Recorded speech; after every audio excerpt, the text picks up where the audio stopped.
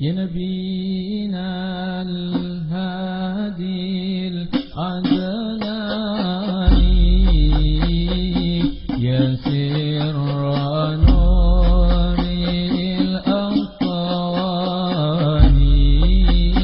يا نبينا الهادي العدناني يا سر نور الأوطاني عتف عليا وارعاني عتف عليا وارعاني بما أتى في القرآن بما أتى في القرآن يا نبينا الهادي العدناني يا سر نور الأكوان يا نبينا الهادي العدناني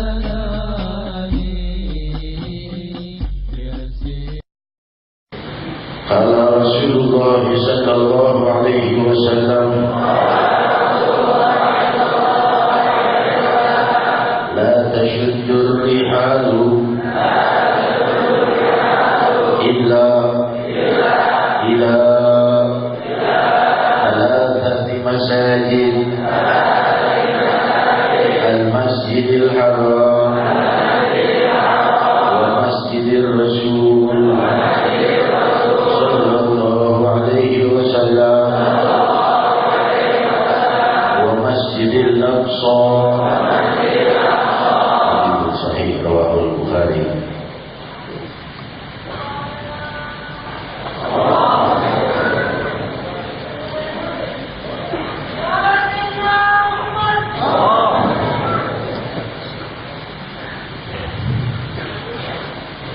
Assalamualaikum warahmatullahi wabarakatuh. Hamdan li Rabbin khassa bi Muhammadin wa anqadhana min dhulmatil jahli wad dayajili.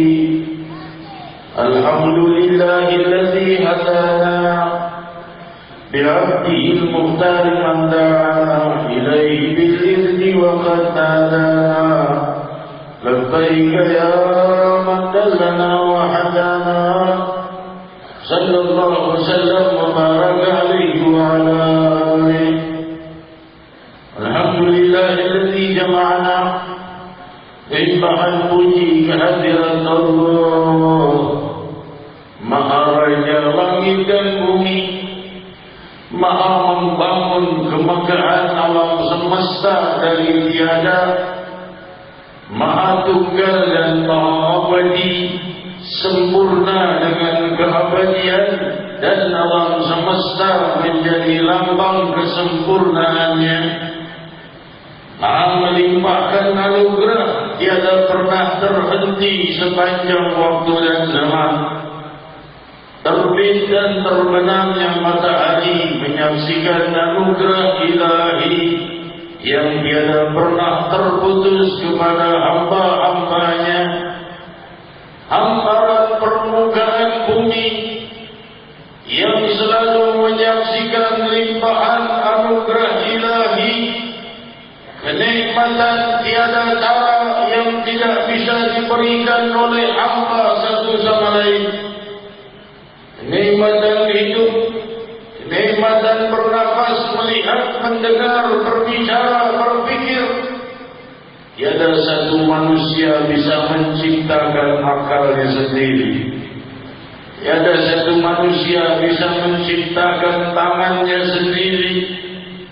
Tiada satu manusia bisa menciptakan lidah dan bibirnya sendiri. Tiada manusia bisa memiliki kehidupannya sendiri. Bahkan dia lahir tanpa kehendaknya untuk lahir ke muka bumi. Tiada satu bayi lahir ke dunia karena ia sendiri yang ingin lahir. Tapi semua bayi lahir tanpa tahu kenapa ia lahir. Maka setiap kelahiran bayi di muka bumi melambangkan bahawa kehidupan berawal dari kehendak Rabbul Alamin. Maka diutuslah para nabi dan rasul, para pembawa risalah mulia menuntun kepada keluhuran, dan sampailah kepada kita keagungan tuntunan Sayyidina Muhammad sallallahu alaihi wasallam wa baraka alaihi, membawa kemuliaan ibadah, perbuatan yang indah, juga doa-doa dan munajat yang indah. Allah Maha tahu bahwa manusia itu selalu menginginkan keindahan. Allah menciptakan manusia untuk beribadah kepadanya, dan Allah Maha tahu manusia itu sangat tidak berdaya untuk lepas dari segala dosa. Namun dia Allah menciptakan manusia itu lemah agar manusia banyak berdoa. Dan Allah menciptakan keinginan dosa pada manusia agar mereka mau meminta ampun, agar mereka memahami bahawa Sang Pencipta mereka Maha Pengampun. Allah menciptakan manusia bisa berbuat jahat agar manusia mengenal yang Maha memaafkan. Jalla wa ala subhanahu wa ta'ala yang menuntun setiap kejadian, hakikatnya merupakan bentuk perkenalan kesempurnaan Allah dan keindahan Allah. Hadirin hadirat yang dimuliakan Allah, maka muncullah Sab'ul Mathani Suratul Fatihah yang mengandung rahasia kasih sayang Allah untuk hamba-hambanya yang beriman dan yang tidak beriman. Bismillahirrahmanirrahim adalah kalimat yang mengenalkan kasih sayang Allah pada hambanya yang beriman dan yang tidak beriman. Ar-Rahman adalah kasih sayang Allah pada seluruh hambanya, yang muslim, yang bukan muslim, hewan dan tumbuhan, semua yang baik dan yang jahat diberi anugerah oleh Allah. Diizinkan minum, diizinkan makan, diizinkan bernafas, yang kesemuanya itu adalah bentuk dari nikmatnya Allah Subhanahu wa taala. Rasulullah itu kalau selesai minum, beliau berdoa, alhamdulillahilladzi ja'alahu hadban furatan bi rahmatihi wa lam yaj'alhu milhan wijajan bi dzunubina. La ilaha illallah. Beliau berkata, kalau sudah minum, haus minum, ucapannya selesai minum, segala puji bagi Allah yang menjadikan air ini tawar dan enak diminum dengan rahmat dan kasih sayangnya kepada kita, dan tidak menjadikan air ini pahit dan getir sebab dosa-dosa kita. Allah bisa membalik air yang jernih itu berubah menjadi bara api yang masuk ke dalam mulut kita karena dosa-dosa kita. Alladzi ja'alahu 'azban furatan bi rahmatihi, tetap tidak berubah air itu walau diminum oleh seorang pendosa. Walam yaj'alhu milhan wijajan bi dzunubina, tidak ia jadikan air itu menjadi pahit dan getir bagi mereka karena dosa-dosa kita. Inilah bentuk kasih sayang Allah dalam setiap teguk air yang kita minum, dan kita memahami bahwa kita penuh dosa dan kesalahan. Hadirin hadirat, Bismillahirrahmanirrahim. Ar-Rahman, Maha melimpah dan kasih sayang pada seluruh makhluknya. Ar-Rahim, kasih sayang Allah untuk yang beriman, khusus bagi yang beriman. Jadi kalimat ini mengenalkan kasih sayang dan merangkul seluruh makna kasih sayang dan kenikmatan yang dilimpahkan oleh Allah di muka bumi dan kenikmatan yang abadi kelak bagi yang beriman di dunia dan di akhirat, bagi yang tidak beriman hanya di dunia saja. Demikian. Dan suratul Fatihah juga adalah induk dari seagung-agung doa. Suratul Fatihah adalah induk dari seagung-agung rahmatnya Allah. Jika kita memahami dasar awal kecelakaan dan musibah dan kesulitan di dunia, di barzakh dan di akhirat adalah dosa, maka keselamatan dari dosa-dosa adalah jalan yang lurus dan baik. Itulah yang tersimpan dalam suratul Fatihah. Ihdinas siratal mustaqim, tunjukkan kami ke jalan yang lurus. Adakah doa yang lebih agung daripada doa untuk selalu berada di jalan yang dicintai dan direstui Allah? Adakah doa kalimat yang lebih agung dari kalimat yang ingin selalu tidak ingin jauh dari Allah? Kalimat agar kita selalu bersama Rabbul Alamin. Ihdina, ihdina, ihdina. Tunjukkan kami ke jalan yang lurus. Walaupun sudah tahu, tunjukkan lagi yang lebih indah. Bukakan lagi pintu yang lebih indah. Kami tahu jalan yang lurus, ibadah yang baik, tapi barangkali belum bisa mengamalkannya, maka tunjukkanlah. Bila yang menghalangi kami dari jalan yang lurus adalah pekerjaan, maka berikan pekerjaan yang lebih indah dan lurus di matamu, berarti. Jika yang menjadi penghalang adalah usaha kami daripada hal-hal yang kau ridai, maka jadikanlah Rabbi usaha kami hal-hal yang kau ridai dan membawa kemakmuran. Jika rumah tangga kami, jika masalah kami, jika setiap detik dalam kehidupan kami yang keluar dari jalanmu, kembalikan pada jalan yang benar. Inilah doa yang menuntun kita agar selalu dirangkul oleh cinta Allah. Siratal ladzina an'amta 'alaihim, jalan orang yang kau beri kenikmatan atas mereka. Alangkah indahnya ajaran doa dari Rabbul Alamin. Minta jalan orang yang kau beri kenikmatan dunia dan akhirat. Beri kami kenikmatan. Adakah lagi yang diinginkan manusia lebih dari kenikmatan? Adakah kebutuhan lebih dari kenikmatan?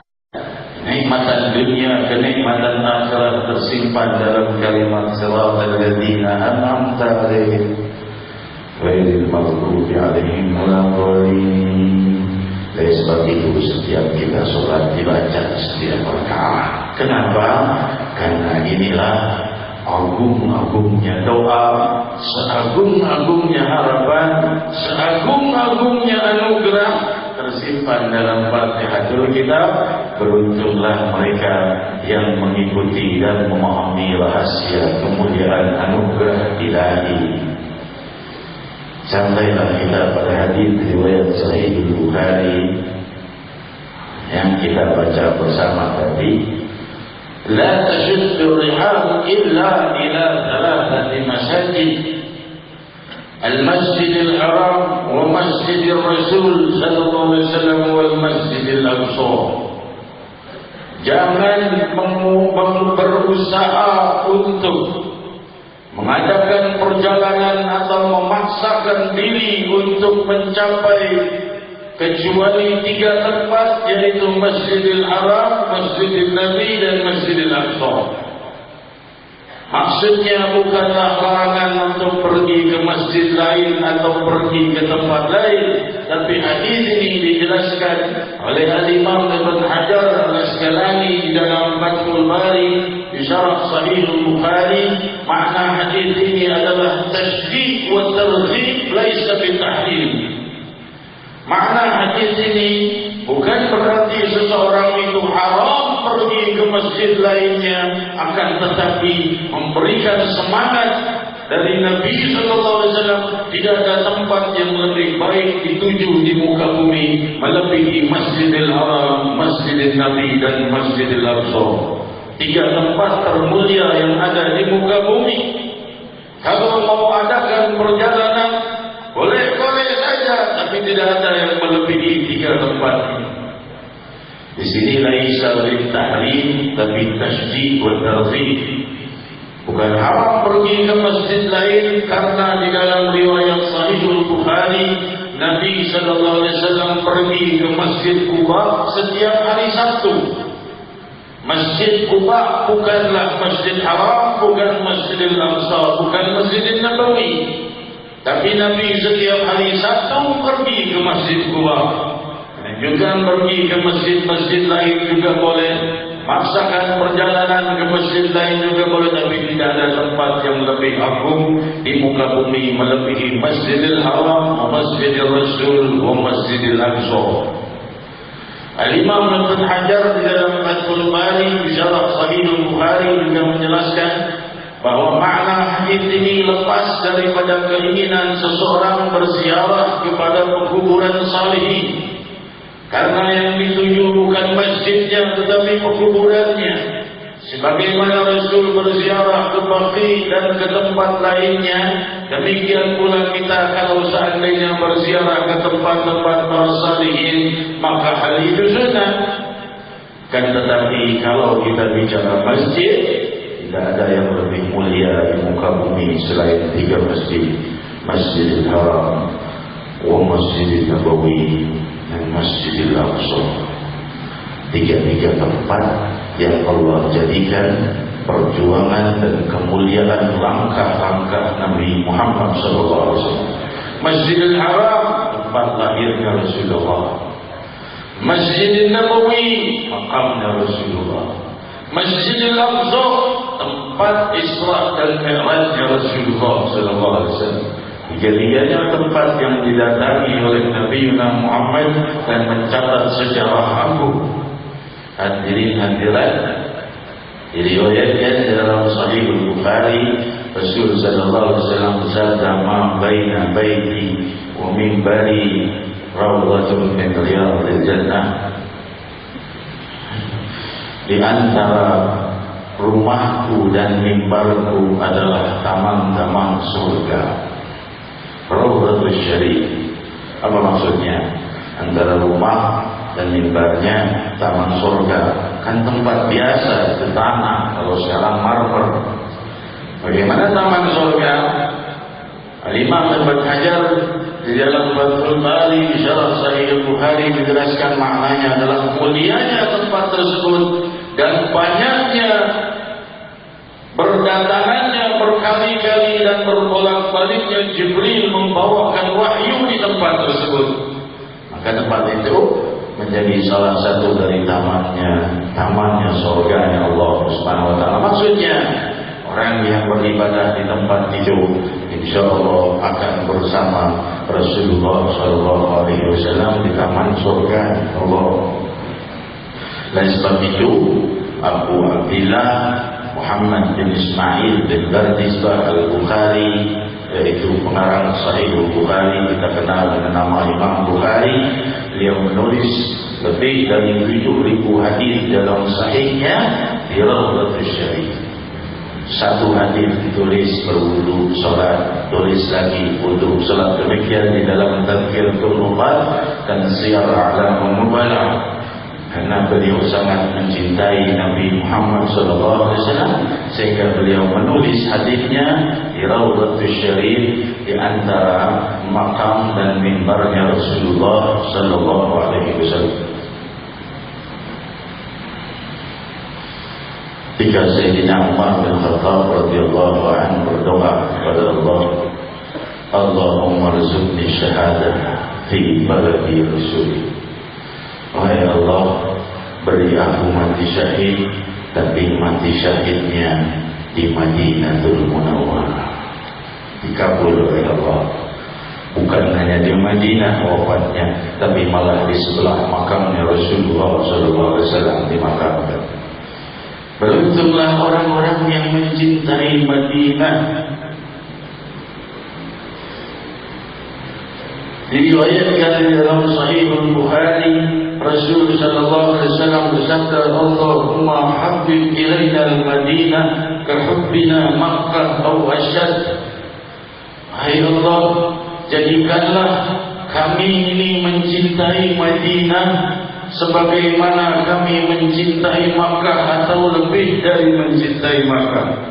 Inilah doanya Nabi Muhammad riwayat Sahih Al-Bukhari. Beruntung orang-orang yang mencintai Madinatul Munawwarah. Semoga aku dan kalian mencintai Madinatul Munawwarah. Hadirin hadirat yang dimuliakan Allah, dari salah satu sunnah sang Nabi yang tidak ditinggal oleh Nabi di dalam safar wal hadar adalah qabliyatul fajr. Ini yang perlu saya perjelas, pertanyaan sering muncul. Apa masalah qabliyatul fajr? Salat fajar itu adalah salat subuh. Sebagian orang mengatakan salat fajar itu bukan salat subuh. Sama saja, salat fajar itu ya salat subuh. Kalau sunat fajar berarti sunat subuh. Tidak ada bedanya, makna fajar dan subuh itu sama di dalam fikih. Saya sudah sholat fajar, sholat subuh berarti. Kalau niatnya usalli fardul fajar dengan usalli fardul subuh sama. Karena fajar itu ya subuh, subuh ya fajar. Kalau qabliyatul fajar berarti qabliyatul subuh. Diriwayatkan oleh Sayyidatina Aisyah radhiyallahu anha warḍaha dalam Sahih Bukhari, Rasul selalu memaksakan untuk tidak pernah meninggalkan salat qabliyatul fajr fi hadar wa safar, di dalam perjalanan atau tidak dalam perjalanan, dalam keadaan sakit atau dalam keadaan sehat. Selalu tidak mau tinggal salat sunnah 2 rakaat sebelum salat subuh. Mau dibilang qabliyatul fajr atau qabliyatul subuh, itu juga maknanya. Hadirin hadirat yang dimuliakan Allah,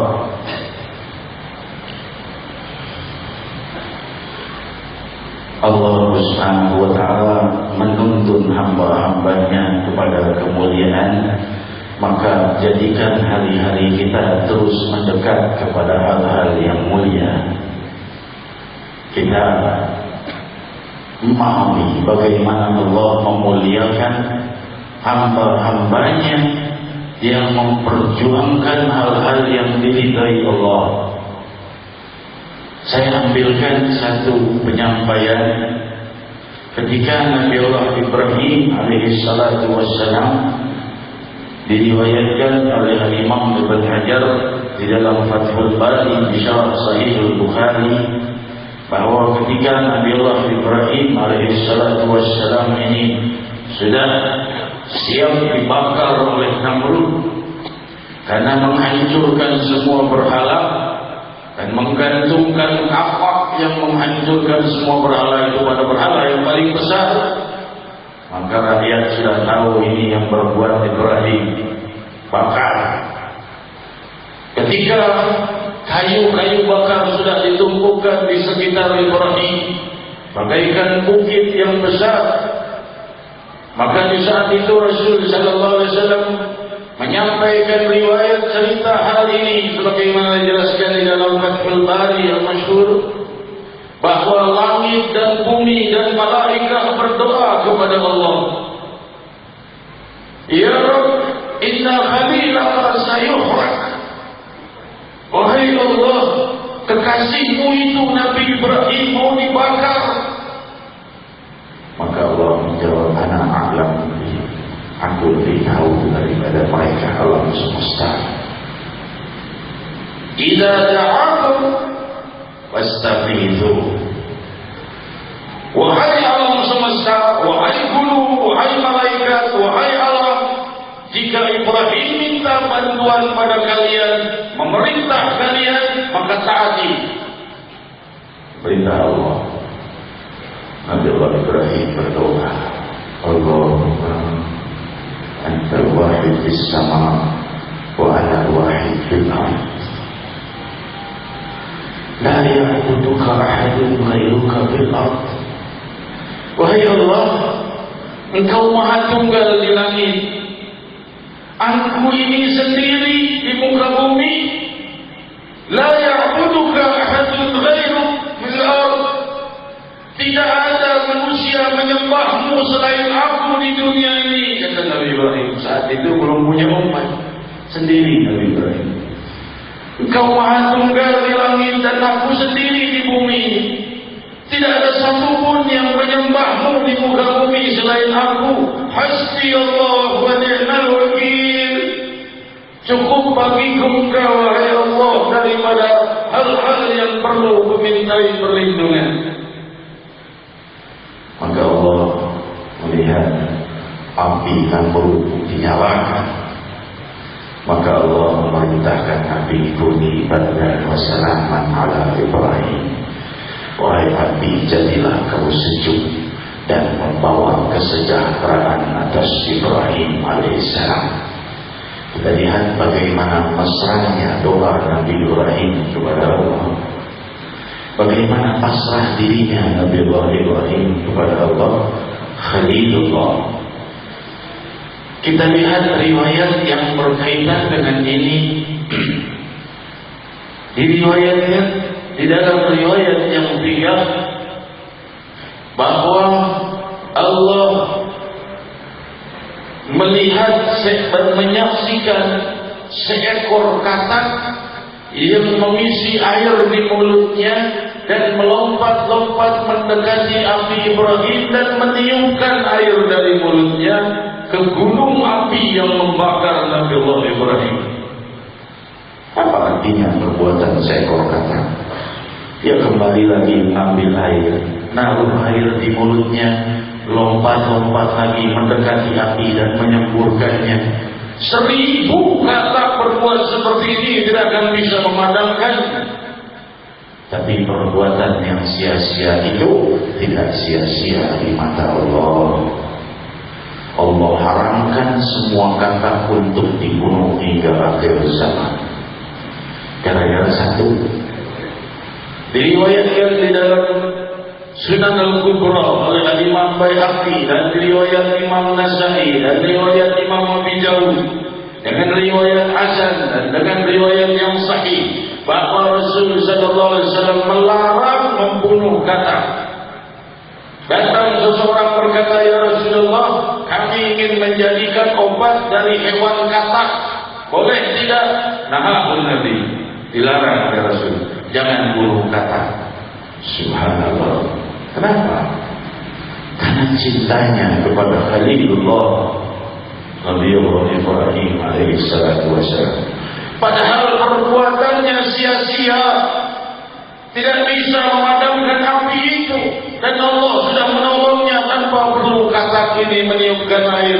Tapi usahanya, walaupun dia tahu perbuatannya itu tidak akan berubah sesuatu, tapi niatnya di dalam hati seekor katak yang demikian kecil. Rabbul Alamin melihat dan memerintahkan semua nabi untuk melarang umatnya membunuh katak.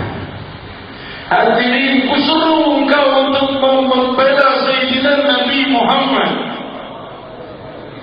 Lebih-lebih lagi jiwa yang ingin membantu dan menegakkan tuntunan Sayyidina Muhammad, membantu menyebarkan dan membenahi umat agar dalam kedamaian.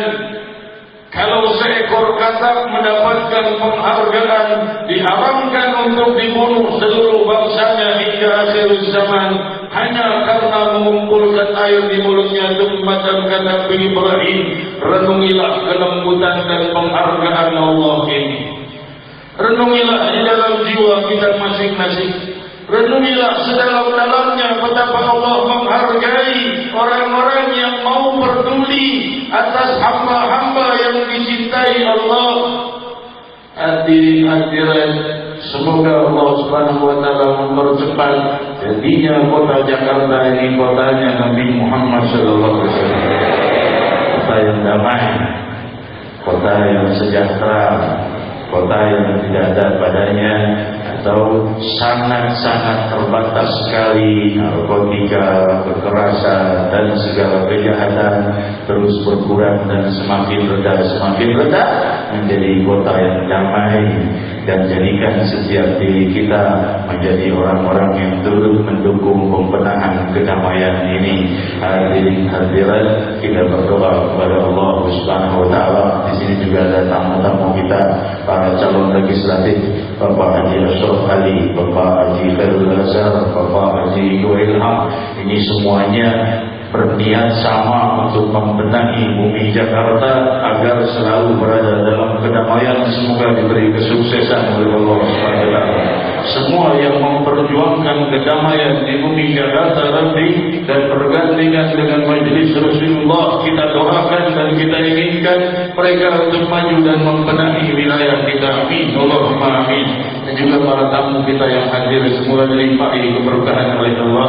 Saya tidak berpanjang lebar menyampaikan tausiah, dan kita berdoa kepada Allah Subhanahu wa taala, semoga Allah Subhanahu wa taala melimpahkan rahmat dan keberkahan kepada kita, dan melimpahkan kedamaian kepada kita, dan meredam segala fitnah yang datang kepada kita, dan menyelesaikan segala kesulitan yang ada pada kita. Barangkali di antara kami yang hadir nanti permasalahan dalam rumah tangganya, permasalahan dalam pekerjaannya, permasalahan dalam sekolahnya, permasalahan dalam pekerjaannya. Rabbi kami meminta kepadamu yang maha abadi dan maha tunggal untuk menyelesaikan segala kesulitan kami. Pada siapa kami mengadu, bukanlah kepada pintumu yang maha dermawan. Ya Rabb, Ya Rahman, Ya Rahim, ihdinas siratal mustaqim, siratal ladzina an'amta alaihim, ihdinas siratal mustaqim. Tunjukkan kami ke jalan yang lurus, tunjukkan kami ke jalan yang indah. Kami yang masih terjebak dalam dosa, tunjukkan untuk segera terhindar dari dosa. Yang masih terjebak dalam kesulitan, tunjukkan jalan menuju penyelesaian. Wahai yang maha menerbitkan matahari dan membenamkannya, wahai yang maha menciptakan seluruh sel dan debu menghambar di permukaan bumi, wahai yang memahami segala kehidupan dan segala kematian, wahai yang menguasai kehidupan dunia, kehidupan barzakh dan kehidupan di yaumul qiyamah, kami pasrah kepadamu Rabbi, sang pemilik kehidupan. Kamilah yang menjadi milikmu, kami adalah milikmu di dunia, milikmu di alam barzakh, milikmu di yaumul qiyamah. Kami titipkan diri kami pada gerbang rahmatmu ya Allah, pada gerbang kasih sayangmu Rabbi. Kepada siapa para pendosa ingin menitipkan dirinya kalau bukan kepada gerbang pengampunanmu yang maha luas? Faqulu jami'an ya Allah, ya Allah, ya Allah, ya Allah, ya Allah, ya Allah, ya Allah, ya Allah, ya Allah, ya Allah, ya Allah, ya Allah, ya Allah, ya Allah.